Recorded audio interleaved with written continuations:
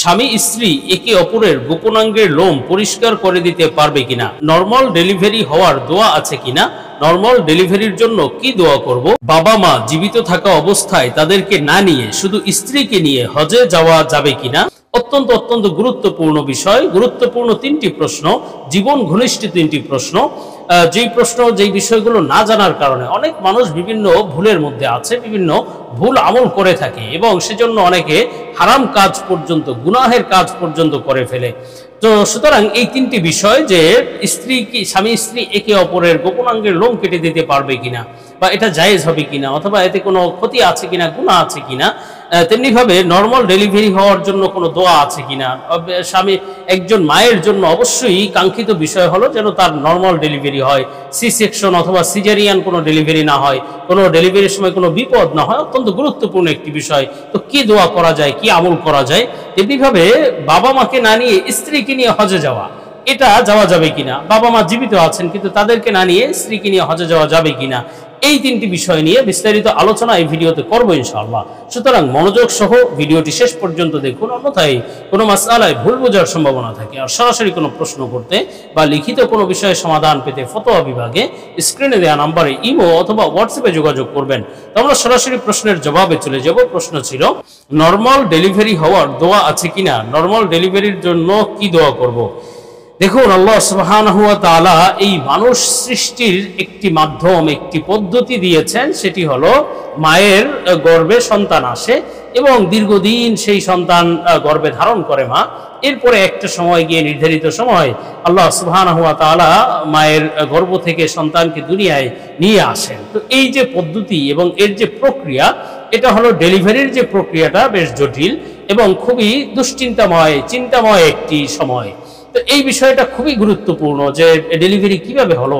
একজন মায়ের জন্য কাঙ্ক্ষিত, সবচেয়ে বড় কাঙ্ক্ষিত বিষয় হলো যেন তার নর্মাল ডেলিভারি হয়, ডেলিভারির সময় কোনো জটিলতা সৃষ্টি না হয়, সিজারিয়ান, তারপরে আরো বিভিন্ন ধরনের সমস্যার সৃষ্টি হয়, এই সমস্যাগুলো যেন না হয়। এই বিষয়টি একজন মায়ের জন্য খুবই গুরুত্বপূর্ণ, খুবই কাঙ্ক্ষিত। এই জন্য কি দোয়া করা যায় বা কি আমল করা যায়। দেখুন, আল্লাহ সুবহানাহু ওয়া তাআলা নিজে কোরআনুল কারীমের মধ্যে শিখিয়েছেন, আস্তাঈনু বিস-সাবরি ওয়াস-সালাহ, হে বান্দারা তোমরা আমার কাছে সাহায্য চাও বা আল্লাহ তাআলার কাছে সাহায্য চাও বিস-সাবরি, দুইটা জিনিসের মাধ্যমে, সবরি ওয়াস-সালাহ, একটি হলো ধৈর্য ধারণ, আরেকটি হলো নামাজ। সুতরাং এই যে বিষয়টা, অর্থাৎ নর্মাল ডেলিভারি হবে, কোনো ধরনের জটিলতা হবে না, এটা কিন্তু একটি মানুষের অনেক বড় প্রয়োজন, একজন মায়ের অনেক বড় প্রয়োজন। এই জন্য বেশি বেশি নামাজ আদায় করা এবং ধৈর্য ধারণ করা, যে কোনো পরিস্থিতির জন্য আল্লাহ তাআলা যেই অবস্থায় দিবেন আমি ধৈর্য ধারণ করব। এবং as-সালাহ দ্বারা বোঝা যায় যে তোমরা নামাজ আদায় করবে। বিভিন্ন বিপদ আপদ হলে রাসূল সাল্লাল্লাহু আলাইহি ওয়াসাল্লাম থেকে এই আমল আছে, তিনি যুদ্ধের ময়দানে, যুদ্ধ চলছে, তখনও নবীজি নামাজে দাঁড়িয়ে গিয়েছেন, সালাতুল হাজত পড়েছেন। তো এই যে প্রয়োজন, অর্থাৎ নর্মাল ডেলিভারি, এটাও অনেক বড় প্রয়োজন। এজন্য আপনি সালাতুল হাজতের আমল করতে পারেন নিয়মিত, প্রতিদিন 1-2 রাকাত অথবা 4 রাকাত, অথবা যখনই সময় পাবেন তখনই 2 রাকাত 4 রাকাত সালাতুল হাজত নামাজ পড়ে আল্লাহ তাআলার কাছে দোয়া করলেন, আল্লাহ আপনি বিষয়টি সহজ করে দিন, সব ধরনের জটিলতা থেকে মুক্তি দান করেন, সব ধরনের জটিলতা থেকে হেফাজত করিয়েন। এইভাবে সালাতুল হাজত পড়ে নিয়মিত দোয়ার একটা অভ্যাস গড়া, গর্ভবতী মায়ের জন্য এই কাজটি করলে আল্লাহ তাআলা ইনশাআল্লাহ এই সময় আসান করে দিবেন। তেমনিভাবে আরো বেশ কিছু দোয়া আছে, লা ইলাহা ইল্লা আনতা সুবহানাকা ইন্নী কুনতু মিনাজ জালিমিন, এই দোয়াটি পুরো গর্ভের সময়ই বেশি বেশি পড়া এবং গর্ভকালীন সময় যখন অর্থাৎ ডেলিভারির সময় হবে তখন এই দোয়াটি বেশি বেশি পড়া। এর মাধ্যমে ইনশাআল্লাহ আল্লাহ তাআলা সহজেই গর্ভ খালাস করে দিবেন, ইনশাআল্লাহ ডেলিভারি নরমাল হবে। এছাড়াও বিভিন্ন আমল আছে, যেমন কোরআনুল কারীমের তেলাওয়াত করা, তারপরে সূরা ইখলাস, সূরা ফালাক, সূরা নাসের আমল করা, তারপরে আরো যে সমস্ত বিপদ আপদের আরো একটি দোয়া আছে, আল্লাহুম্মা লা তাদা লানা যামবান ইল্লা গফারতাহু ওয়ালা হাম্মান ইল্লা ফাররাজতাহু ওয়ালা মারিয়াদান ইল্লা শাফাইতাহু ওয়ালা দাইনান ইল্লা কাযাইতাহু ওয়ালা হাজাতাম মিন হাওয়াইজিদ দুনিয়া ওয়াল আখিরা ইল্লা কাযাইতাহা ইয়া আরহামার রাহিমিন। এই দোয়াটিও বেশি বেশি পড়া। এই দোয়াগুলোর মাধ্যমে, এবং আরেকটি আমল হলো বেশি বেশি দান সদকা করা, কারণ হাদিসের মধ্যে আছে আস-সাদাকাতু তারুদ্দুল বালা, দান সদকা এটি বিপদ আপদ দূর করে। আমরা পরবর্তী প্রশ্নের জবাবে চলে যাই। প্রশ্ন ছিল, বাবা মাকে না নিয়ে শুধু স্ত্রীকে নিয়ে হজে যাওয়া যাবে কিনা, বাবা মা জীবিত থাকা অবস্থায়। দেখুন, অত্যন্ত গুরুত্বপূর্ণ একটি বিষয়। এই বিষয়টি অনেকটা দুদুল্যমান হয়ে যায়। সন্তানেরা বিভিন্ন পরিস্থিতিতে পিতামাতাকে প্রাধান্য দিবে নাকি স্ত্রীকে প্রাধান্য দিবে, এই বিষয়ে একটা কিংকর্তব্য বিমূঢ় অবস্থা হয়ে দাঁড়ায় সন্তানদেরকে। তো যদি যে ব্যক্তি শরিয়াতের মাসআলা জানবে বা কোরআনুল কারীম এবং হাদিস এবং ইসলামের বিধিবিধান দিক নির্দেশনা জানবে, বুঝবে, তার জন্য আমল করা সহজ হয়ে যাবে। দেখুন, প্রথমত আমরা এই যে স্ত্রীকে নিয়ে হজে যাওয়া, বাবা মা জীবিত আছেন, এই বিষয়টাকে আমরা দুই ভাগে ভাগ করতে পারি। হজ হয়তো নফল হজ হবে অথবা এই হজটা ফরজ হজ হবে। সেক্ষেত্রে যদি স্ত্রীর উপর ফরজ হজ হয়, যেমন ছেলের উপরে বা যিনি দায়িত্বশীল অর্থাৎ স্বামী, তার উপর হজ ফরজ, তেমনিভাবে তার স্ত্রীর উপর হজ ফরজ। প্রত্যেকের কাছেই পর্যাপ্ত পরিমাণ হজ ফরজ হতে যত টাকা লাগে সেই পরিমাণ টাকা আছে। স্ত্রী নিজেও কিছু টাকার মালিক, সেটি বিভিন্নভাবে সে সেই টাকার মালিক হতে পারে। জমি বিক্রির টাকা, মোহরানার টাকা, বিভিন্নভাবেই মালিক হতে পারে।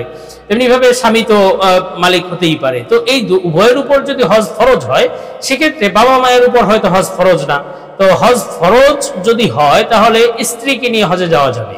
এক্ষেত্রে যেহেতু হজ ফরজের বিধান, এখানে একটি ফরজ বিধান, এটি অবশ্যই আমল করতে হবে। দ্বিতীয় বিষয় বলেছিলাম যে হজটা যদি নফল হয়, অর্থাৎ স্বামীর উপরে হজ ফরজ অথবা তার কাছে টাকা আছে, এখন নফল হজ করানোর মতো তার কাছে কিছু টাকা আছে, একজনকে সে নফল হজ করাতে পারে অথবা দুইজনকে করাতে পারে। এক্ষেত্রে কাকে প্রাধান্য দিবে? স্ত্রীকে নিয়ে হজে যাবে নাকি পিতা মাতাকে নিয়ে হজে যাবে? এক্ষেত্রে অবশ্যই বলবো পিতা মাতাকে নিয়েই হজে যাবে।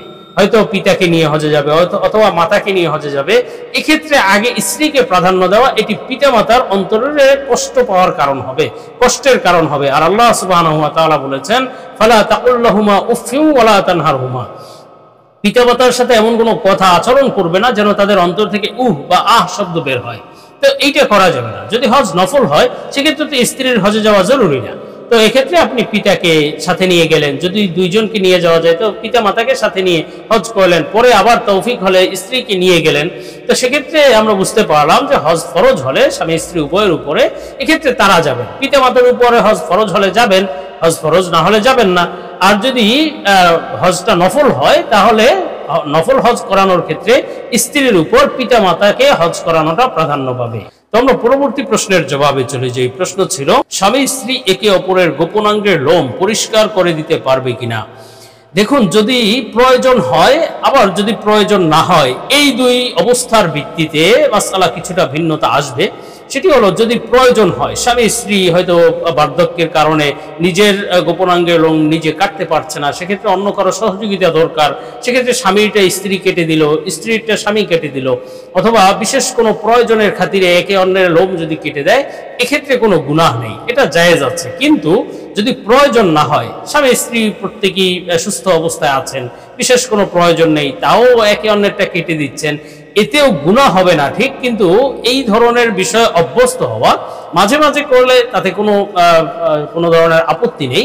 কিন্তু যদি এটা অভ্যস্ত হয় যে সবসময় এমনই করে, একে অপরেরটা কেটে দেয়, বিষয়টি আসলে কিছুটা দৃষ্টিকটু অথবা বিষয়টি রব তথা ভাব গাম্ভীর্যতার বিপরীত। একে অন্যের গোপনাঙ্গ অথবা পরিপূর্ণ উলঙ্গ হওয়া, একে অপরের সামনে গোপনাঙ্গ দেখানো, এটি বিশেষ সময়ে, সহবাসের সময় বা শারীরিক সম্পর্কের সময় বিষয়টি হতে পারে। কিন্তু যত্রতত্র যখন তখন প্রয়োজন ছাড়াই একেবারে নিজের লজ্জাস্থান খুলে দেওয়া, এই বিষয়টি আসলে হওয়া উচিত নয়। স্বামী স্ত্রী যদিও তাদের একে অপরের সামনে কোনো ছতর নেই, দেখলে কোনো গুনাহ হবে না, কিন্তু তারপরেও একেবারে প্রয়োজন ছাড়া এই ধরনের সবসময় এই কাজ করা, যদি নিজের বিশেষ প্রয়োজন না হয় তাহলে না করাই ভালো। কিন্তু কেউ যদি করে, এক্ষেত্রে গুনাহ হবে না।